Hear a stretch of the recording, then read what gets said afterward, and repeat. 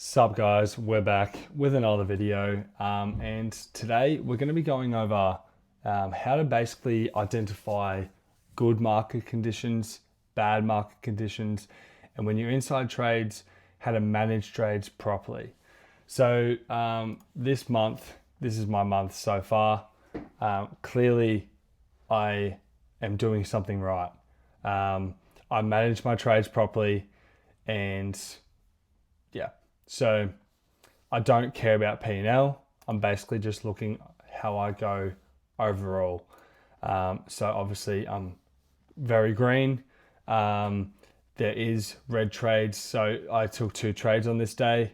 However, the second trade was a better winner than the first trade. So that's my P&L kind of thing. So I'm going to be going over Friday's trade and why I managed this trade properly and how I identified where the market was going. So you want to always start on the higher time frame. So we're going to select this bar, go back to here, and this is going to be London session. It's the same thing for New York. It's the same thing for Asia. It's all the same thing. So overall, market is pretty bearish towards this low. So I don't have a daily bias. I don't have a bias going into the day. I just have kind of where I see price heading towards. And you always have to identify where price, has to go to. So in terms of fair value gaps, I trade a lot of fair value gaps. I just trade gaps basically, where price wants to, rebalance and then head to a new draw on liquidity kind of thing. So on this day, I was like, okay, where does price want to go? I can see on the 4 hour, we have a gap right here. So we have a bearish gap right here. So we have a bearish 4 hour FVG resting above. So that's my initial kind of rebalance point. Yes, there is a gap up here. However, I think price won't go all the way back up to here to rebalance price when, price can just come back up to here, tap this gap and then run kind of thing. So you just kind of got to think about where price has to go before heading to the initial draw, which is down here. So we'll go on the 1 hour. And this is where it got interesting for me. Now to me, I think price, because we're only, so if you look down here, we have an untapped 1 hour gap, bullish gap.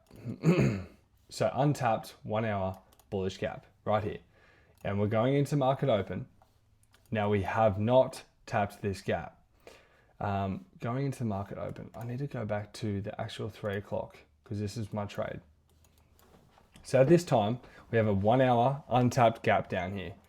Now, yes, we do have a 4 hour gap up here, but what is more likely at this point in time to get ran through?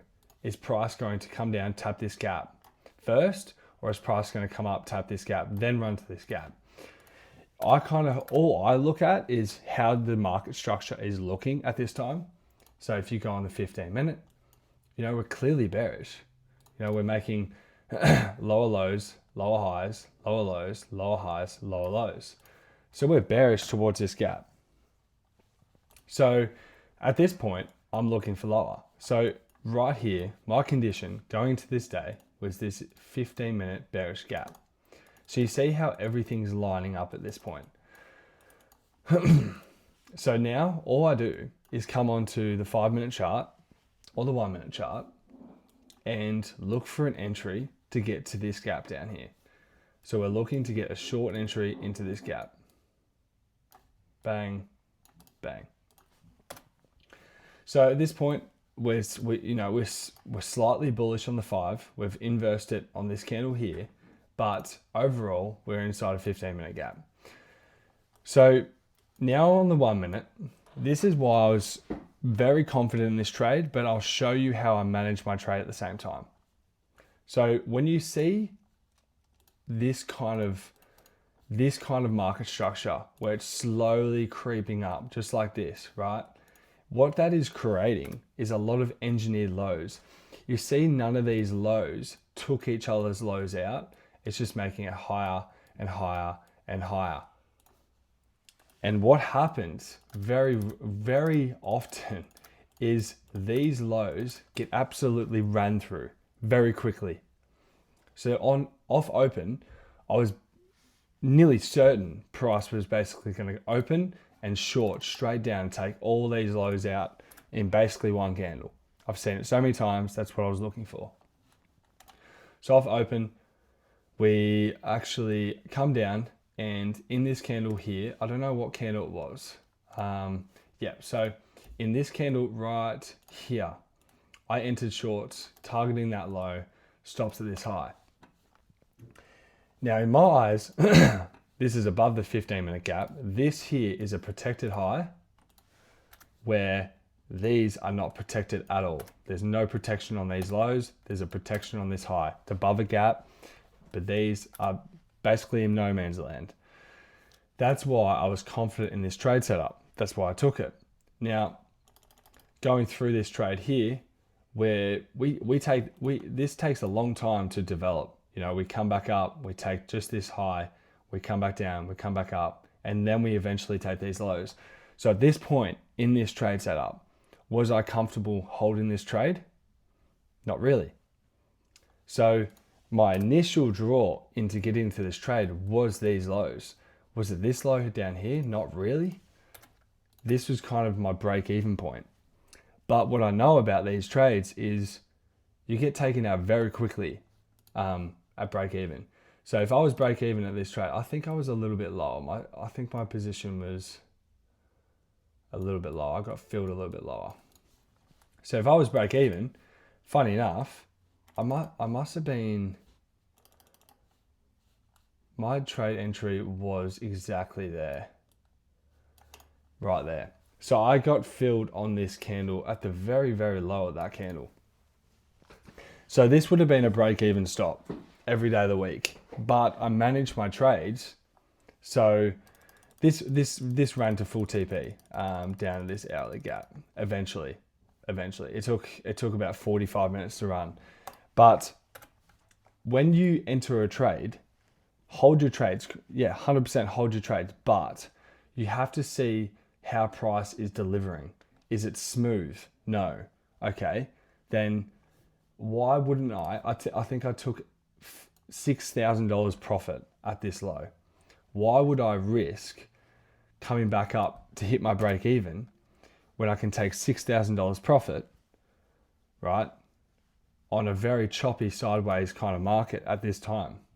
Yes, we're delivering out of a 15-minute gap. Yes, we've got lower targets, correct.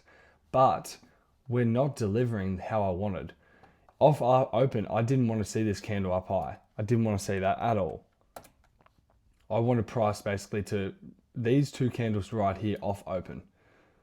And if we got those two candles off open, that's when I would have held my trade. 100%. I would have held my trade if I had these two candles off the New York, London open. 100%. So going out onto the 15-minute, we tap that 1 hour gap and we reverse and we go to these highs. Funny enough, I'm pretty sure we go to the 4 hour gap high. No, we don't. No, we ran. That just shows my memory.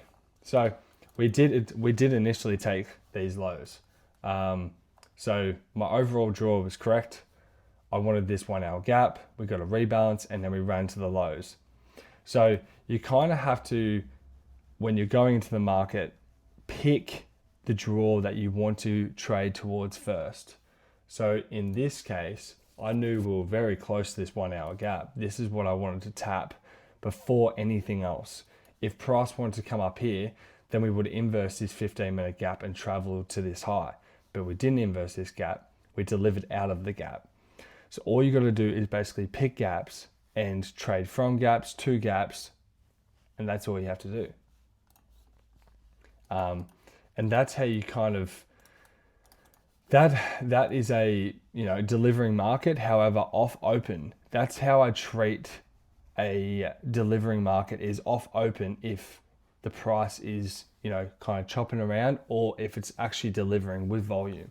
And it wasn't delivering with volume, so I'm going to take profits at my break-even point, because there's no point in, giving back money when you're in ahead. There's no point. So that's basically going over my trade that I took on Friday. I did make a trade recap, but I wanted to make this video just to show how trading from gaps to gaps kind of works, how to identify, high probability market areas, and, picking what gap to go to first. Basically, just think, like, what makes most sense at this point here, after we've taken major liquidity pull. What makes most sense is probably price to come back up and rebalance into this zone right here. I don't know if we do. Yeah, okay. Well, there we go. That's what I mean. So after we swept this major liquidity pull right here, major low on the 4 hour, we haven't swept this. This was back in 7th of November, and we're at the 14th of November. So 7 days. So last week's low, we sweep this low. Does it make sense to come down and take all these lows out too? Not yet. Maybe later on this week, 100%. But it makes more sense to come fill this gap first and then travel to where we need to travel. So just kind of build a narrative with your trading, build a sense of direction, and build kind of where you want price to head towards. You see how price has come back down into this 4 hour gap and displaced higher, right? So potentially, remove that. Potentially price wants to come out and take this high before moving down, but we're still in a very bearish market. We have a 4 hour gap up here. You just have to read what price is, where price is kind of, delivering from, and how it's kind of moving, and off the higher time frames, because it's going to give you a better opinion on where the market's going to be going. So that's just my 2 cents on how to trade high time frames and use that in confluence with your shorter time frames. Very simple. So hopefully you guys learned something a little bit from this video. And yeah, peace.